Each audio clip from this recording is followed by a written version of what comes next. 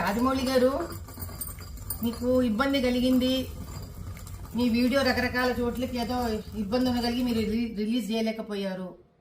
ఎవరి కష్టాలు వాళ్ళకు ఉంటాయి, కాదనట్లేదండి. కానీ ఆంజనేయ స్వామి వెనకుండి నడిపిస్తాడు అని మీ నాన్నగారు అన్నారు. అది ఇప్పుడు భావ్యంగా అనిపించట్లేదు మీకు అన్నారు కదా. పోనీ బాహుబలి సినిమాలో కోట్లు సంపాదించారు కదండి శివలింగాన్ని ఎత్తిపించి పాపం ప్రభాస్ గారితో. అప్పుడేమన్నా శివుడి మీద ఏమైనా దానకం చదివారా మీరేమన్నా? ఏ శివాలయానికి ఏమన్నా దాన ధర్మాలు చేశారా? ఆ రోజు చేసింది లేదు, ఈ రోజు తిట్టుకోవడం ఎందుకండి ఆంజనేయ స్వామిని చెప్పండి.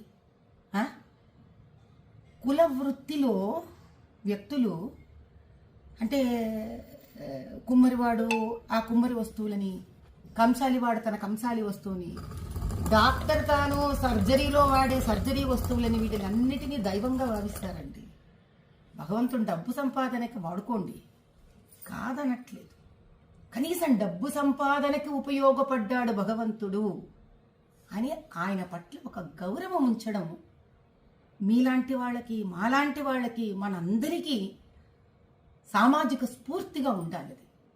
ఎందుకంటే ప్రజలు మనని చూసి మన మాట విని చైతన్యవంతమవుతారు.